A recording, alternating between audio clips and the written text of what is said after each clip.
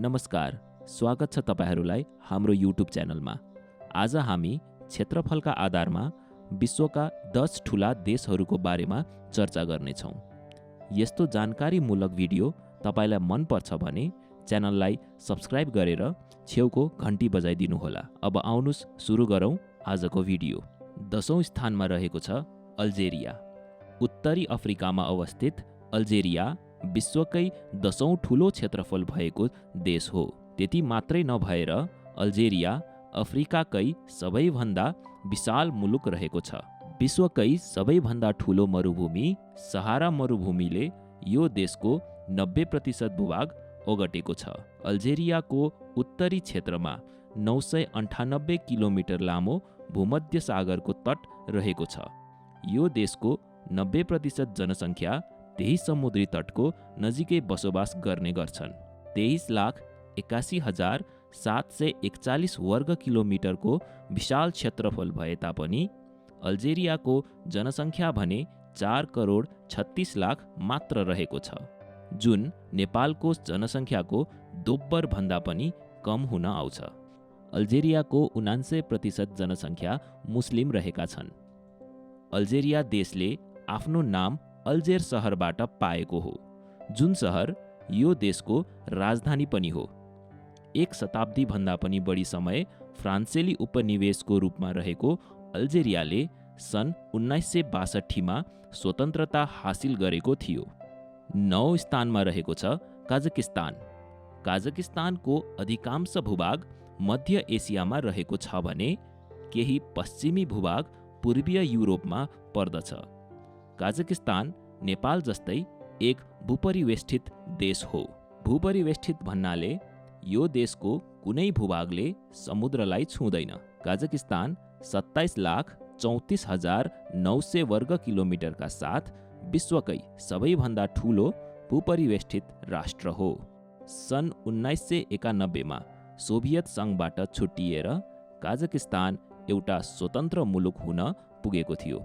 यो देशको जनसङ्ख्या करिब 1,87,00,000 रहेको छ, जसमध्ये करिब 70% मुस्लिम छन् भने 26% क्रिस्चियन छन्। अब 8औं स्थानमा रहेको छ अर्जेन्टिना। दक्षिण अमेरिकामा अवस्थित अर्जेन्टिना विश्वकै सबैभन्दा ठूलो स्पेनिस भाषा बोलिने मुलुक हो। यो दक्षिण अमेरिकाको दोस्रो ठूलो देश हो। अर्जेन्टिना देशको नाम ल्याटिन शब्द अर्जेन्टमबाट आएको हो, जसको अर्थ चाँदी हुन्छ।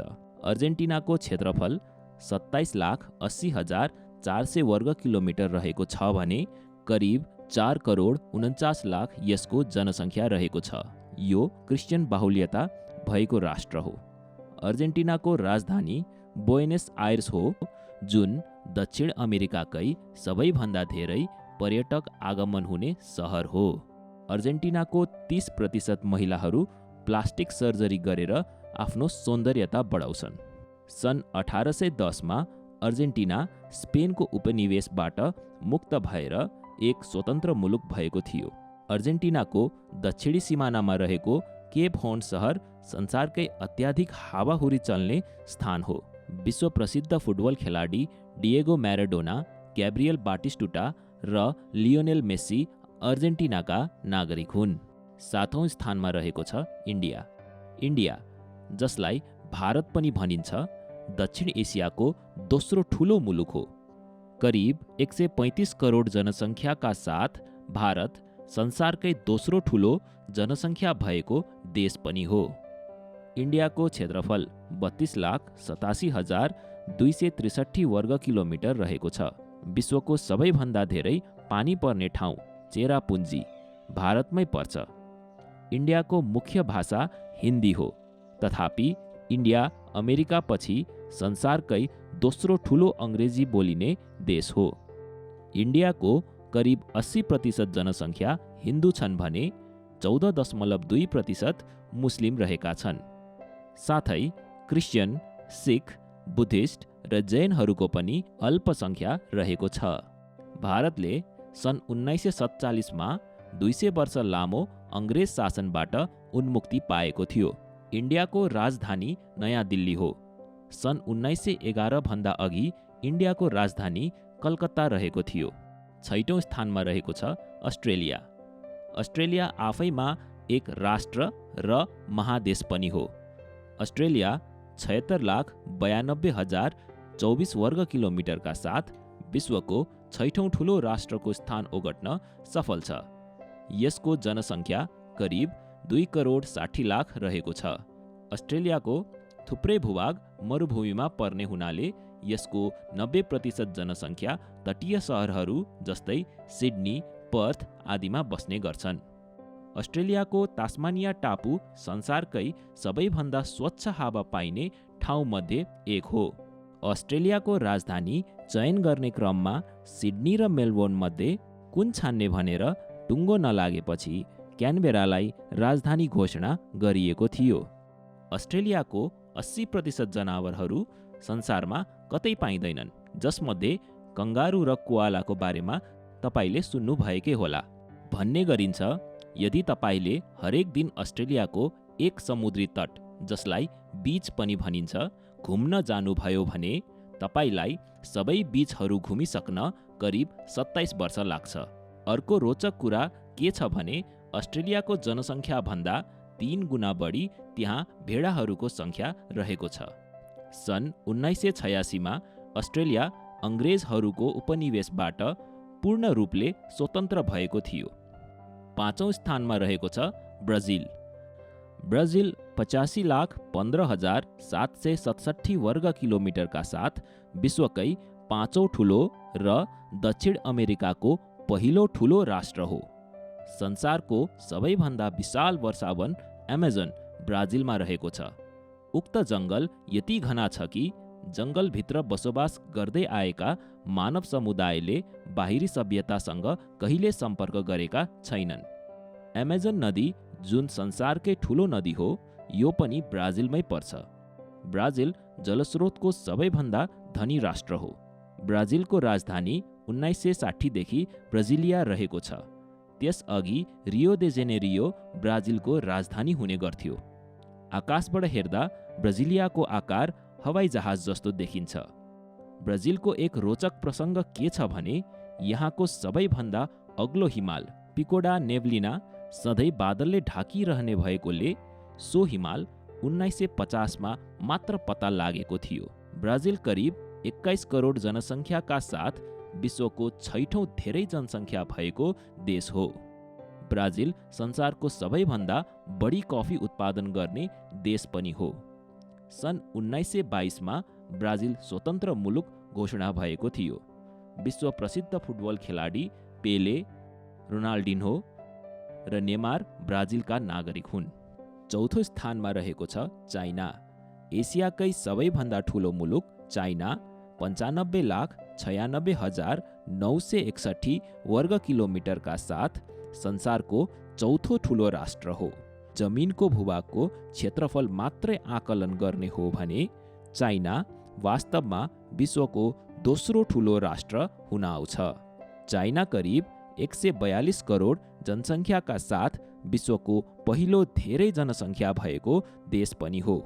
चाइना आर्थिक विकासको दृष्टिकोणले हेर्दा विश्वकै दोस्रो ठूलो अर्थतन्त्र भएको देश हो। चाइनामा करिब 21 लाख सैनिक छन्, जुन संसारकै सबैभन्दा धेरै सैन्य जनसङ्ख्या हो। चाइनामा रहेको रेलमार्ग यति विस्तृत छ कि यसको दूरीले पृथ्वीलाई 2 फन्को लगाउन सकिन्छ। भनिन्छ संसारमा हरेक 5 व्यक्तिमा 1 व्यक्ति चिनिया हुन्छ। चाइनामा कतारको जनसङ्ख्या भन्दा बढी डाक्टरहरू छन्। चाइनाको राजधानी बेइजिङ हो। चाइनाको म्यान्डरिन चाइनिज भाषा विश्वमै सबैभन्दा धेरै बोलिने भाषा हो। चाइनाको अधिकांश जनसङ्ख्याले कुनै धर्म मान्दैनन्। अब हामी टप 3 मा जाँदैछौँ। भिडियोमा यहाँसम्म आइपुग्दा तपाईलाई कस्तो लागिरहेको छ? मन परेमा लाइक र सब्स्क्राइब गरिदिनुहोला। तेस्रो स्थानमा रहेको छ अमेरिका। उत्तर अमेरिकामा पर्ने संयुक्त राज्य अमेरिका 37,96,742 वर्ग किलोमिटरका साथ विश्वकै तेस्रो ठूलो राष्ट्र हो। करिब 32 करोड 42 लाख जनसङ्ख्या भएको अमेरिका जनसङ्ख्याको आधारमा पनि तेस्रो ठुलो मुलुक हो। सन् 1790 पछि वासिङटन डिसी अमेरिकाको राजधानी रहेको छ भने त्यसअघि न्युयोर्क सहर अमेरिकाको राजधानी हुने गर्थ्यो। न्युयोर्क अमेरिकाको सबैभन्दा धेरै जनसङ्ख्या भएको सहर हो। संसारकै जुवाको राजधानी भनेर चिनिने सहर लास भेगस अमेरिकामा पर्दछ। संसारको सबैभन्दा धेरै अङ्ग्रेजी भाषा बोलिने राष्ट्र भए पनि अमेरिकाको सङ्घीय कानुनले अङ्ग्रेजीलाई अमेरिकाको आधिकारिक भाषाको रूपमा व्याख्या गरेको छैन। विश्वकै सर्वाधिक धनीहरूमध्ये 614 जना अर्बपतिहरू अमेरिकी नागरिक छन्। त्यति मात्र नभएर विश्वकै 5 सर्वाधिक धनी मध्ये 4 जना अमेरिकी हुन्। यसबारे हामीले अर्को भिडियोमा चर्चा गरेका छौँ। हेर्नका लागि माथि दायाँपट्टि आई बटनमा क्लिक गर्नुहोला अथवा तल डिस्क्रिप्सनको लिङ्कमा क्लिक गर्नुहोला। अमेरिकाको अर्थतन्त्र विश्वकै ठुलो अर्थतन्त्र हो। सन् 1776 मा अमेरिका अङ्ग्रेजहरूको उपनिवेशबाट मुक्त भएको थियो। अमेरिका क्रिस्चियनहरूको बाहुल्यता भएको देश हो। दोस्रो स्थानमा रहेको छ क्यानाडा। 79,84,670 वर्ग किलोमिटरका साथ क्यानाडा उत्तर अमेरिकाको सबैभन्दा ठुलो देश र विश्वको दोस्रो ठुलो देश हो। विश्वकै दोस्रो ठुलो देशको जनसङ्ख्या चाहिँ करिब 3,80,00,000 मात्र रहेको छ। अमेरिका जस्तै क्यानाडा पनि क्रिस्चियन बाहुल्यता भएको देश हो। क्यानाडामा 2,02,000 किलोमिटर बराबरको सागर तटीय क्षेत्र छ, जुन संसारकै सबैभन्दा लामो तटीय क्षेत्र हो। क्यानाडा एकदमै चिसो ठाउँ हो। यसका अधिकांश ठाउँ हिउँले ढाकिएको छ। सन् 1867 मा अङ्ग्रेज उपनिवेशबाट क्यानाडाले मुक्ति पाएको थियो। क्यानाडाको राजधानी ओटावा हो। अब हामी लगभग भिडियोको अन्त्यतिर आइसकेका छौँ र संसारकै सर्वाधिक क्षेत्रफल भएको देश हो रसिया। संसारकै 11% भूभाग रसियाले 1,70,98,246 वर्ग किलोमिटरको साथ ओगटेको छ। रसियाको जनसङ्ख्या करिब 14,67,00,000 रहेको छ। रसियामा महिला जनसङ्ख्या पुरुष जनसङ्ख्या भन्दा बढी छ। यसो हुनुको कारण दोस्रो विश्वयुद्धमा धेरै पुरुषहरूको मृत्यु हुनुलाई पनि मानिन्छ। रसिया विश्वमा पेट्रोलियम पदार्थहरूको दोस्रो ठुलो उत्पादक रहेको छ। रसिया सोभियत सङ्घ विघटन भएपछि 14 छुट्टै देशहरूमा विभाजित भएको थियो। रसियाको राजधानी मस्को हो। रसिया यति विशाल छ कि यसका भूभागहरू युरोप र एसियामा फैलिएको छ। रसियाको उल्लेखनीय जनसङ्ख्या भने युरोपियन क्षेत्रतिर बसोबास गर्ने गर्छन्। रसिया अत्याधिक चिसो वातावरण भएको देश हो, जसको कारण यसको उत्तरी भेगहरूमा गाडीलाई हिटर जडित ग्यारेजमा राखिन्छ। गाडीको ब्याट्रीलाई ब्ल्याङ्केटले बेरेर जोगाइन्छ र एक पटक गाडी स्टार्ट भएपछि दिनभरि छोडिन्छ।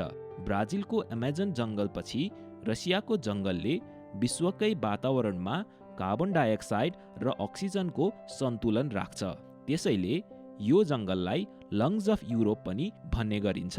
रसियामा संसारका सबैभन्दा धेरै युनेस्को विश्व सम्पदाहरू रहेका छन्। रसिया कति विशाल छ भन्ने कुरा यसबाट पनि बुझ्न सकिन्छ कि संसारको दोस्रो र तेस्रो ठुलो राष्ट्रहरूको क्षेत्रफल जोड्दा बल्ल रसियाको क्षेत्रफल बराबर हुन आउँछ। र यी थिए सर्वाधिक क्षेत्रफल भएका विश्वका 10 विशाल राष्ट्रहरू। तपाईलाई यस्तै रोचक जानकारीहरू मन पर्छ भने हाम्रो च्यानललाई लाइक, शेयर र सब्स्क्राइब गरिदिनुहोला।